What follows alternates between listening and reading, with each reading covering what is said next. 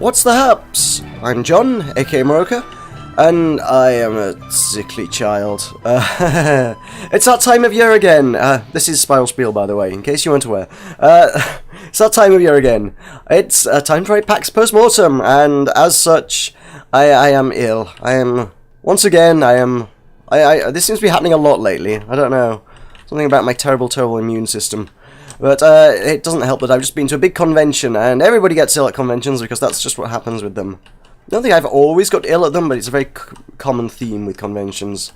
You've got a big room with 70,000 people in it, and many of those people spread diseases from all over the world, and as such I've probably caught something from, somewhere in America. Some terribly sickly American has given me their terrible sickly American disease. Not that I'm saying being American is a disease, just a disease that has come from somewhere in America, you know. Not to just insult most of my audience there or anything. So yeah, I'm back. PAX was fun. PAX was cool. PAX was great. PAX has made me ill. I am going to do a PAX postmortem because that's what I normally do. That's what I did last year, and I shall report back now as quickly as I can because well. Anyway, so first off, let's do the usual. Start out with Spiral Knights news, yeah, which is minimal. If there's anything notable has gone down, I'm kind of not entirely aware of it. Ow, stupid Gorgos. I'm not massively aware of stuff that's... Ow. No. I'm not massively aware of stuff because I've been away, so if anything noteworthy has gone down in the last week, I will have totally missed out on it. So, speak to other people about that. However, news just gone up on social medias today has pointed out that, you know, the census thing, that ends on Friday. If you've not filled that out, if you've not made your voices and opinions heard on Spiral... God damn it, Gorgos. I hate Gorgos. I really hate Gorgos. Screw you, Gorgos. I don't need you. I can live without you, Gorgos. No. I'm not dealing with you. This is not your day. Screw you. Anyway. Where was I? PAX! Yes, I need to tell you all about it and things that happened. So I was hanging out with the Indie Mega Booth again, as is a thing I do these days. The Indie Mega Booth, if you are not familiar with... Come on, there we go. Boom, that's got it. If you're not familiar with the Indie Mega Booth, it is a collective of lots of smaller developers all rallying together in one large space to make... Oh no, more Gorgos. I'm just... Let's speedrun the level. I don't want to deal with fiends. Why am I doing this? I mean, Iron Phantom Tier 3 on Elite today, which looked interesting, and then there were Gorgos everywhere, and... Well, I've done most of the level now. Actually, I missed a bit back at the start, haven't I? Whoops. Never mind. No, get dead. There's a defense orb. I don't know if I want that. There's too many Gorgos defending it. I'm getting the Gorgos. I can get them. I can do this. Maybe. You're dead. You're going to attack. I can tell you are. There's an attack buff there. Give me that. No, die. Yes. Haha. Vengeance. Sort of, maybe. Kind of. A little bit. A little bit vengeful, maybe. Anyway, so yes, I was hanging out with the Indie Mega Booth, so I've got to check out a lot of indie games, and the question that kept coming up, people kept asking me while I was there, people at the convention that is, so what have you seen? Have you seen anything good? And I'm like, well, I already knew most of the things that are in the Mega Booth. They're kind of... I follow indie games, so I'm kind of already aware of a lot of the titles. But it's good to actually, you know, get to talk to developers and actually check it out and see where it's up to and all that. Oh yeah, pet level 100. I don't know if that was there last time I did one of these videos. I think I was like hanging around 98 or something. Level 100 now. I'm good. I'm done. Pixels maxed.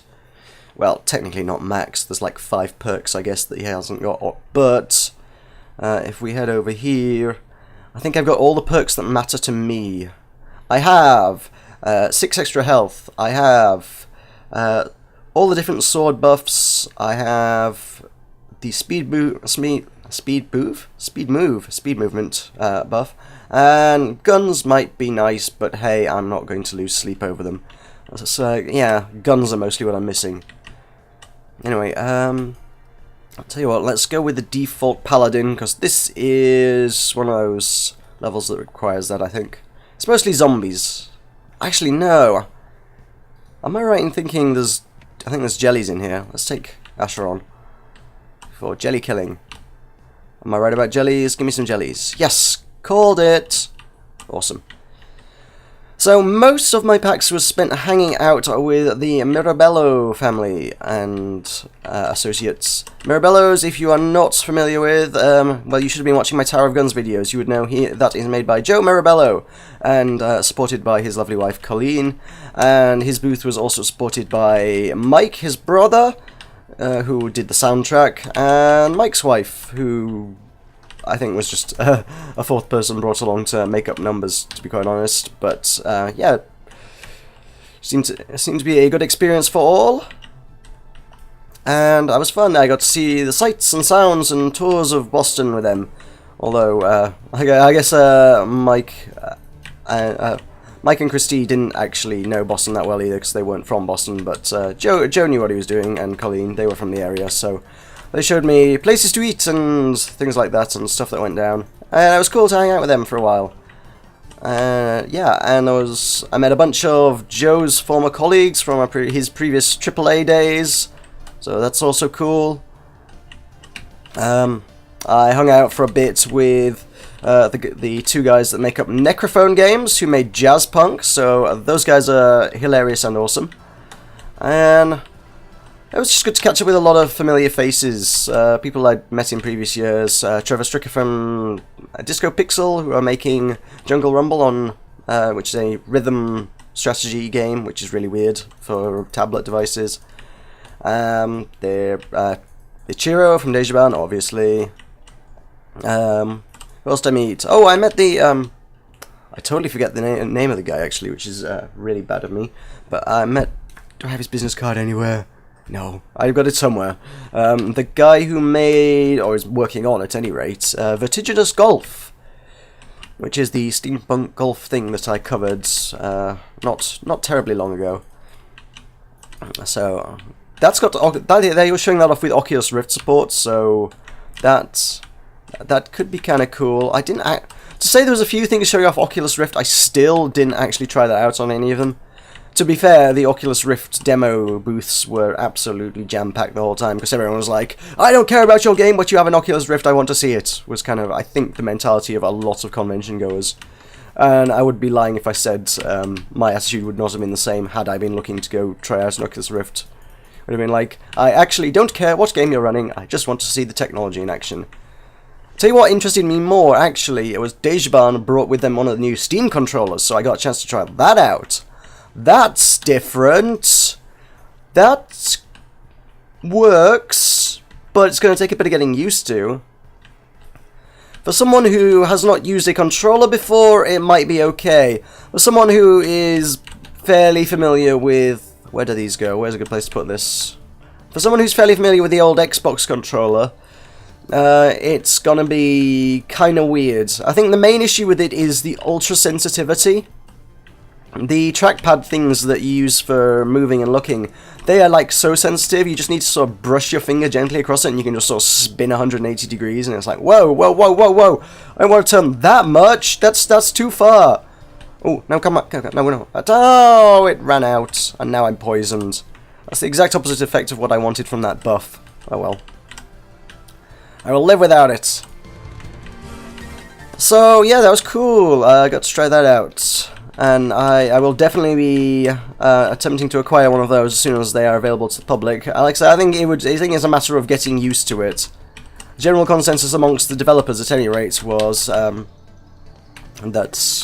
once you've been using it for a while, it's actually better than the Xbox controller. But yeah, it takes a little bit just to, I guess, calibrate your fingers to its sensitivity, I suppose. Although, given that it's supposed to be just an analog for the mouse, really, I guess it can potentially be calibrated itself. I imagine that must be a thing that can be done. You could just turn down mouse sensitivity and the controller sensitivity should change proportionally. I imagine. It seems like that should work. Anyway, yeah. So, what else happened? What happened is I threw a poison vial at him and it did nothing. Oh well. What do we do?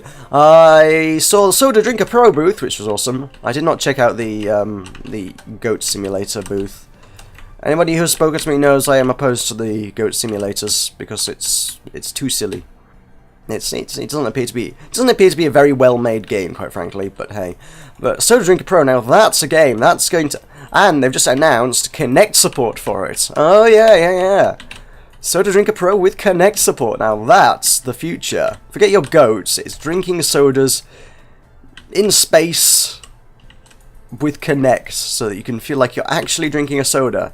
Now that's what the future's all about. Yes, indeedy.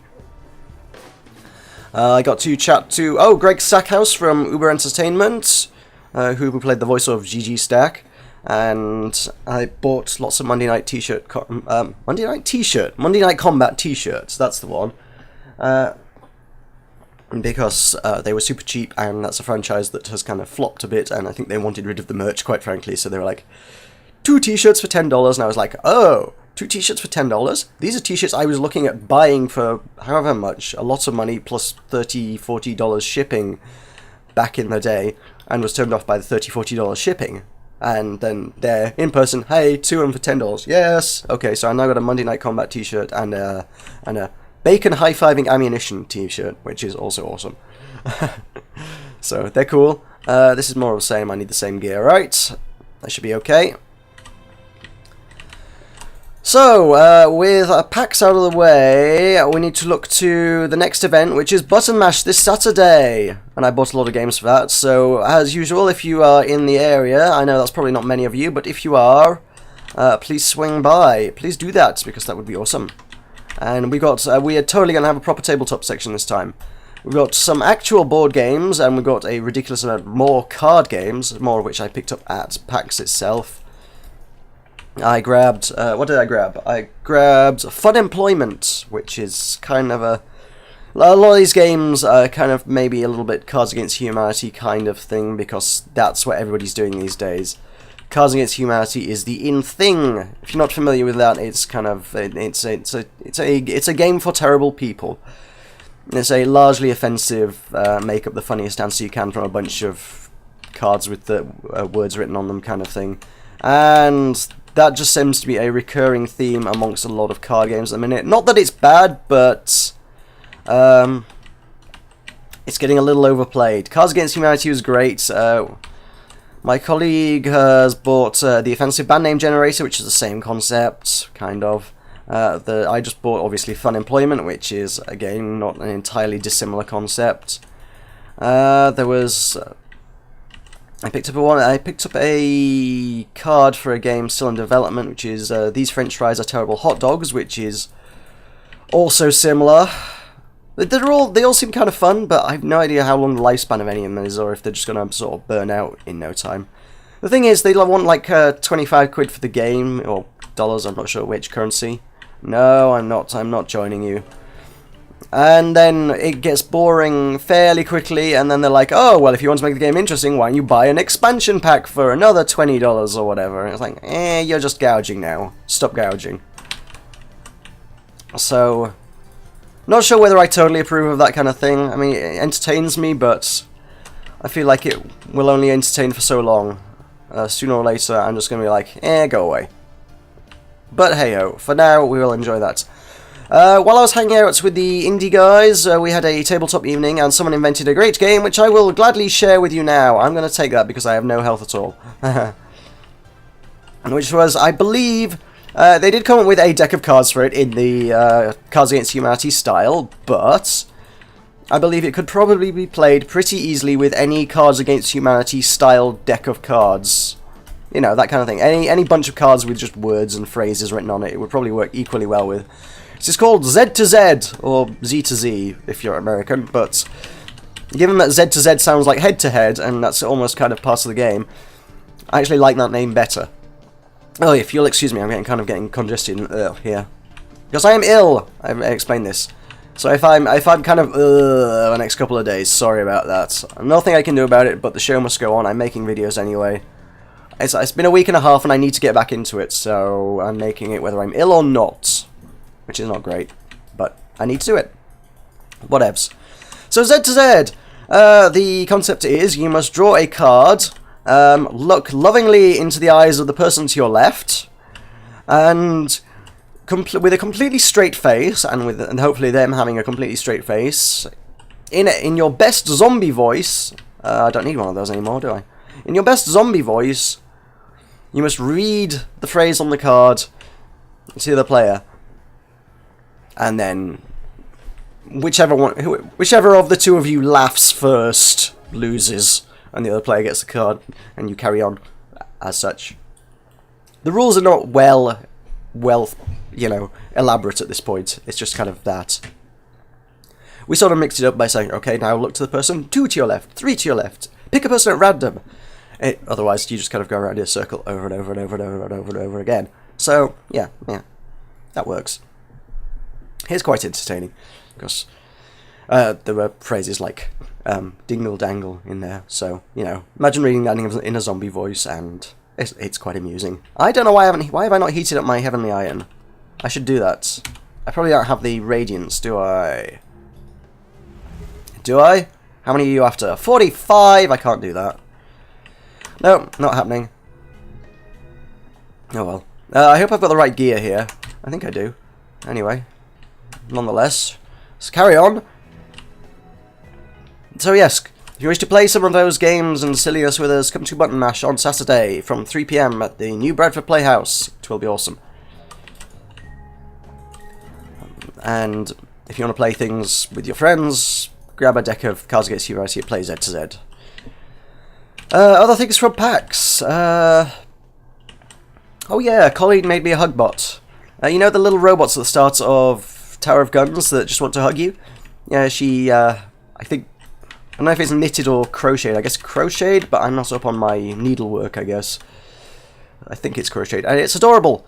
And Colleen is a lovely and wonderful person for doing that for me. And I very much appreciate it. It doesn't stand up on its own. I need to find some way of making it stand, I guess. But it's still adorable. I love it. It's fantastic. There was, what else? Oh, I saw Elegy for a Dead World, which I saw was it was announced on Dejaban's YouTube channel a while back. They did the trailer for it, and I was like, ooh, that sounds interesting. I didn't realise at the time it's being made with Pop Cannibal, who are the guys who made Girls Like Robots, which I covered after last PAX. And is it Girls Like Robots or Girls Love Robots? Girls Like Robots, I think. At any rate, that is an interesting title. It's a creative writing game, essentially. You are an astronaut on an alien planet which has the ruins of a long-dead civilization, and as such, you must document what you see there. You are the only surviving legacy of the world. The world has no historical records or anything. You must make it up. So the game prompts you at various intervals while wandering around the surface. It's a 2D thing, to write a chunk of text, and at the end of it, it takes all your text and says, here's what you wrote. Do you want to share it with the internet? And then you do that, and it gives you someone else's story, or poem, or whatever they've written, and you get to see other people's works, which is simple, but really effective. It's surprisingly good. And it's intimidating as hell, is what it is, actually, because I'm not a creative writing type, and many people probably aren't.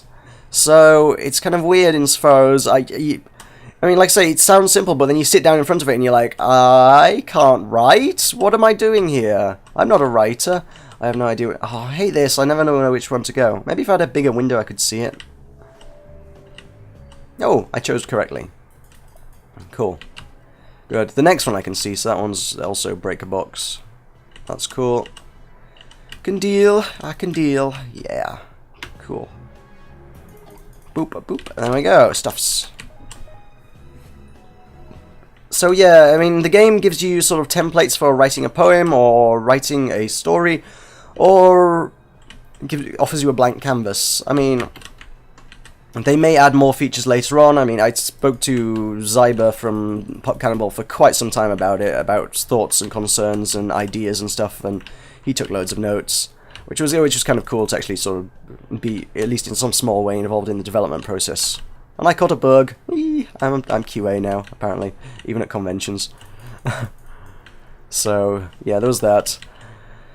And yeah, it was kind of interesting just to chat to him about that. And like, obviously, we're talking sort of community-generated content. People are going to just write the word penis over and over again, probably because that's what people do, because they're immature and on the internet and sharing their content with others. So that's gonna happen. So we're like, well, how do you make that not happen? And I was like, well, I don't think there is a way to make that not happen, but I'm not sure if I'm bothered if it does. The phrase he used, and by the way, I'm totally going to write an article and use this quote because it's just such an amazing quote, is, "If this game does become notable for being a hotbed of pornographic content, then I'm okay with that, because at least it means it's notable for something." Which is amazing. So yeah, expect an article on Elegy for Dead World, just because it had such a profound impact on me, and if you wish to see that, my articles don't actually get published on our Facebook page as much as I probably should post them. They will likely get linked on my Twitter at some point, so if you follow me on Twitter and wish to read my writings that I do from time to time, that's the best way to find those, I guess. So yeah, that is most of it. I have a question. I do have one question that came from Sky Scythe via Twitter whilst I was away, which was, is the tea still creamy shit? Well, yes, it's America. They still put cream in their tea for some stupid, God knows why reason. I ranted about this last year, which is presumably why he mentions that. It's mostly the airlines that are the biggest offenders of that. They're like, oh, would you like some cream in your tea? No, I want some milk in my tea, god damn it. Why would you put cream in my tea? Cream, indeed. It's weird, is cream, quite frankly. Cream goes on a dessert, not in your tea. Jeez, what the hell's up with you? However, I did find a couple of little, while I was hanging out with other folks from the hostel that I was staying at, found some nice little coffee shops, and I have a few nice teas at home, because I am a tea drinker, I'm very British like that, and one of them is a spiced chai, and I'm quite partial to the spiced chai. What I had not tried, and I found a couple of places that sold it, and I just, on a whim, tried it. I was like, oh my god, this is really, really nice. Chai latte. If you've not iced chai latte, indeed. If you've not tried that, please do so. Jeez, that stuff's delicious. I'm not sort of, I know in America they do quite a few, it seems to be a thing, iced drinks, and over here I'm like, what? Tea, coffee, ice? They're hot drinks. Why would you put ice in it? I don't know anyone that drinks any iced drinks, but I don't know, I just tried a iced chai latte, and it was like, oh my god, that's really, really nice. I'm probably going to die here, I think. I still have an emergency arrive, that's okay. I don't mind if I die. I can live with that. Stupid poison. Poison is ruining my life. Stop ruining my life. So yes, please head to your nearest, I don't know, do Starbucks do that? I suspect Starbucks would do that. It seems like the sort of thing they'd do. Head to your nearest Starbucks and get an iced chai latte, because, good stuff, good stuff. Good stuff indeed. So I'm hoping we're coming to an end here, because I think I've actually got through most of the stuff I wanted to mention. I have a bunch of game keys from things various developers are like, oh, thank you for helping out, here, have a game. So I've got a pile of things that I picked up from stuff. So yeah, I'm going to try and check out stuff and review and preview things. And they will be good. They will be awesome, hopefully, maybe. So expect a good bit of PAX content over the next week or two, maybe, in amongst regularly scheduled programming. So yeah, thank you very much for watching. This has been Spiral Spiel, slightly confused, slightly ill, slightly blah, and normal service will be resumed next week. Hopefully, maybe when I'm not feeling quite so blah. So thank you very much for watching. I shall see you next time.